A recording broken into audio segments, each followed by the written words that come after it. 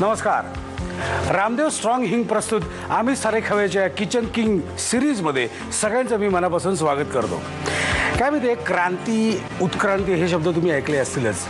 म्हणजे माकडापासून माणसाची निर्मिती कशी झाली ह्याच्यात जाण्याच्या ऐवजी जो फरक झालेला आहे तो आपण लक्षात घेऊया. म्हणजे पूर्वी कसं होतं की म्हणजे मुली बघायला यायचे मुलीला वगैरे, मग मुलीला गायला सांगायचे, मग तिला निवडकाम करायला सांगायचे, म्हणजे डोळे व्यवस्थित आहेत ना ते चेक करण्यासाठी शिवणकाम करायला सांगायचे.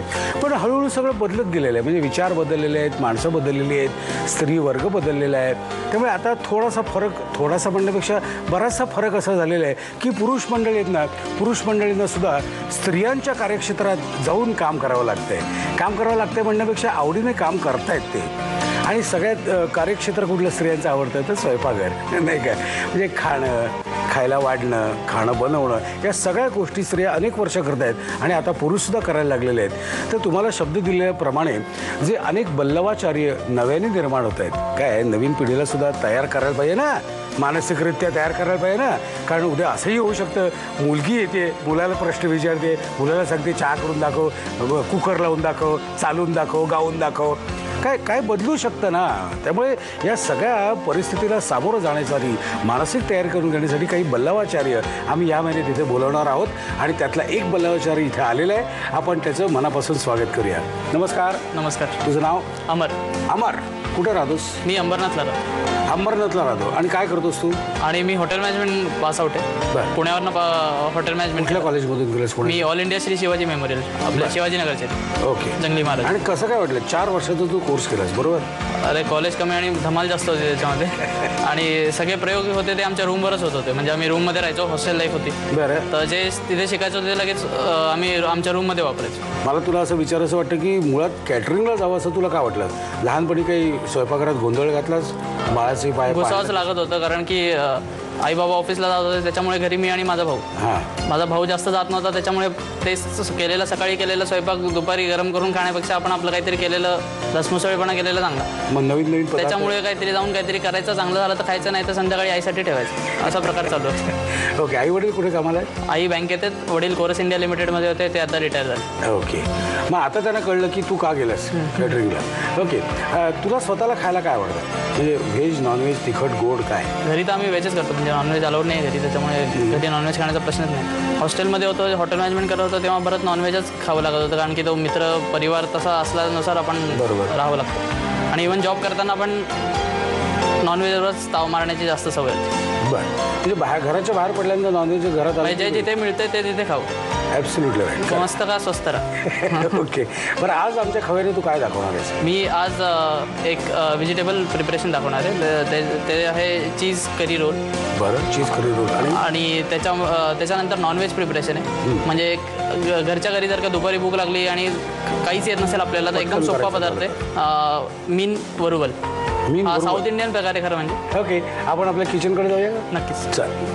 अमर आता आपल्या किचनमध्ये आलेलं आहे. आपण त्याच्याबरोबर हॉस्टेलमधल्या गप्पा मारणारच आहोत, पण त्याचबरोबर त्याने अभ्यास काय केला आहे हे आपण बघणार आहोत. आपली पहिली रेसिपी काय आज? आपली पहिली रेसिपी आहे चीज करी रोल. चीज करी रोल. ही रेसिपी शिकलास कुठे तू? शिकलो असं वाचून बाकी काय म्हणजे अशी शिकवली कुठे असं? म्हणजे तू आधी बनवलीस ना? हो, आधी बनवली. एक्सपेरिमेंट माझ्यावर नाही आहे ना? ओके.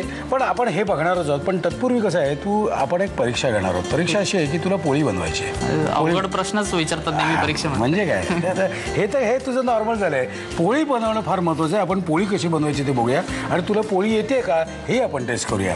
नाही आलं तरी काय प्रॉब्लेम नाही आहे. मग ठीक आहे. मार्क नसतील तर मग कुठली परीक्षा. फक्त ह्याला काय म्हणतात माहितीये का? ह्याला म्हणतात लाटणं. हे माहिती आहे ना? हे लाटणं, हा डोम आपण बनवलेला आहे आणि हे पीठ आहे. अच्छा. आता बनवा, काय होतं ते बघू. आकार बिकार काय होतं ते बघू. नाव आपण नंतर ठरवू. नाव नंतर ठरवू. आपण ठरवताना पोळी करायची असं ठरवलेलं आहे. कधी बनवलीस का? मागच्या वेळेस पण प्रयत्नच केला होता, तो फसला. आता बघूया काय होते. मग त्या मागच्या वेळी आणि आत्ताच्या मध्ये कधी बनवली? नाही ना? मध्ये चुकून पण नाही ना? नाही. कोणी बनवू देत नाही कारण की पहिली पोळी बघितल्यानंतर परत मला लाटण्याला हातच लावू दिला नाही कोणी. पोळी आणि फुलका ह्याच्यामध्ये फरक आहे बरं का? ह्याच्यापेक्षा थोडी मोठी झाली ना की त्याचं फुलकं होईल. एवढी बस. आता मी राऊंड करण्याच्या प्रयत्नामध्ये ते अजून काहीतरी होऊन जाईल. नाही, आधी मोठी कर, आधी अंडाकृती कर.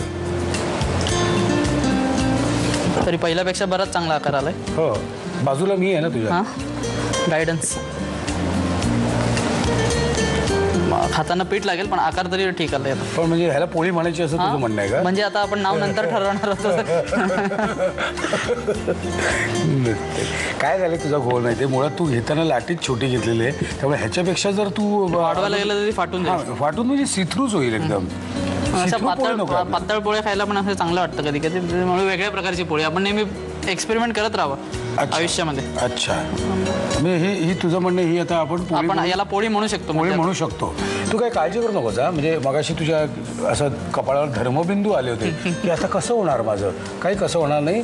आता फुलका जमलाय ना, थोडंसं पीठ जास्त घ्यायचं म्हणजे गोळा मोठा घ्यायचा की आपोआप पोळी होते त्याची. पुढच्या वेळेस परत आल्यावर नक्कीच ट्राय करू. अरे मध्ये आहेत बरेच दिवस, आता सुरू कर. कारण आपल्यावर म्हणजे तुमच्यावर काय परिस्थिती काय सांगता येत नाही. हां, काय नाव म्हणास तू याचं? चीज करी रोल. चीज करी रोल. त्याचं साहित्य सांगतोस मला काय काय? आपण बेसनापासून सुरुवात करू. बेसन ही पेस्ट आहे. याच्यामध्ये आपण कांदा आणि टोमॅटो सॉते करून घेतले एकदम कमी तेलामध्ये आणि नंतर मिक्सरमधून काढून घेतले. ओके. हे कोळसा नंतर स्मोक देण्यासाठी, त्याला दम फ्लेवर देण्यासाठी. हे आहे धणे पावडर. ओके. आपण चीज कापून घेतले क्यूब्समध्ये. ओके. जिरे, सोडा, हे जिंजरची पेस्ट बनवून घेतली आपण आल्याची. ओके. मीठ आणि मिरची फक्त ठेचून वगैरे मिक्सरमधून काढून. हिरवी मिरची एकदम म्हणजे हिरवी दिसली पाहिजे अशी. ओके. आता आपण काय करायचं पहिल्यांदा आपण कोळसा ठेवूया का? म्हणजे त्याला कोळसा तोपर्यंत ते गरम होत राहील. आपण कोळसा जरा ठेवू डायरेक्ट. हो, ठीक आहे. आता काय करायचं मला सांग, काय पाहिजे? आता आपण एका बाउलमध्ये याच्यात पाणी टाकून बॅटर बनवून घेऊयाचं. ठीक आहे. पूर्णच आपल्याला बेसन लागेल त्याच्यामुळे.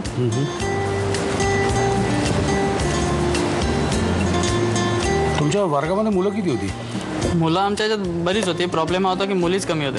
किती? मुलांना कधी मोजलं नाही, म्हणजे अशी मोजायची कधी गरजच भासली नाही. एकूण संख्या सांग ना मला वर्गातल्या मुलं. एकूण 50-60च्या मध्ये होती काहीतरी. 50-60 एकूण टोटल. त्यातल्या मुली किती? मुली 7-8 होते काहीतरी. 7-8. आपण थोडं मीठ टाकून घेऊ याच्यात. तुमचे पिकनिक वगैरे जायचं की नाही?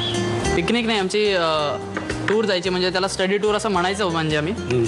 पण ती कॉलेजच्या म्हणजे पिकनिक सारखीच होती. कॉलेजच्या मध्ये ती स्टडी टूर होती. हो, तुमच्यामध्ये पिकनिक होती. ते आम्हाला तसं वायनरीमध्ये वगैरे घेऊन गेलेले. बरं. आपण सोडा पण टाकला याच्यात. आता आपण याच्यात चीज टाकून घेऊ ह्याच्यात. बरं, जवळच्या मित्रांची नावं काय आहेत तुझ्या? म्हणजे आता तुम्ही अजून भेटता का? पुण्याला जाणं होतं तेव्हा भेटतो त्यांना. कारण की त्यांच्या पण जॉब टायमिंग्स वगैरे वेगळे वेगळे असल्यामुळे आणि शिफ्ट असते याच्यामध्ये. बरं बरं बरं. आता हे काय करतोयस? आता आपण हे फ्राय करून घेऊ.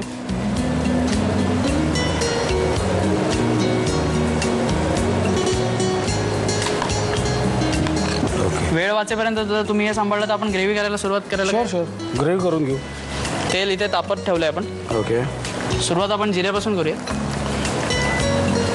चिमूटभर जिरे, जसं तुम्हाला आवडेल तसं. म्हणजे जरा तिखटच करा.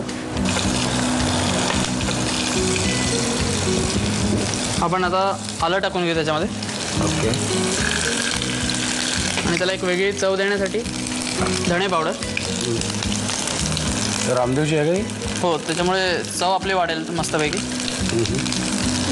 आता आपण जे सॉते करून घेतलेलं टोमॅटो आणि कांदा, हां, ते आपण पेस्ट याच्यात टाकणार आहे. तर हे सौते करताना बाकी तू काही घातलेलं नाही ना? फक्त नाही, काही नाही. मीठही टाकलं नाही, कारण की मीठ आपण ग्रेव्हीच्या जितक्या नंतर टाकू तितकं चांगलं.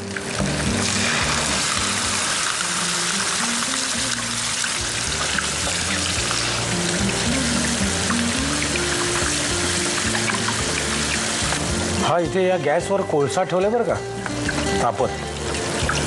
जर बाहेर जायचा एक कंटाळा आला. हो, हे झालेलं आहे. आपण आता टिश्यूमध्ये काढून घेऊ.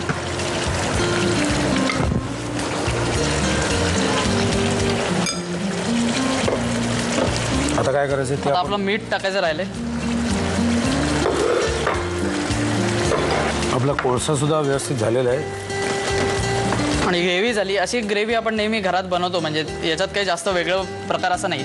आपण हॉटेलमध्ये खाल्ल्यावरती टेस्ट अशी आपल्या तोंडात राहते खूप. घरी गेल्यावरही असं वाटतं आपण हॉटेलमध्ये खाल्लेलं ते आठवण राहते. त्याच्यासाठी आता आपण याला दम देणार आहे. तर हा गरम झालेला कोळसा एकदम लाल होईपर्यंत गरम करून घ्यायचा तो, जसं आता झालाय. नंतर आपण टॉंगनी किंवा 2 चमच्यांनी मिळून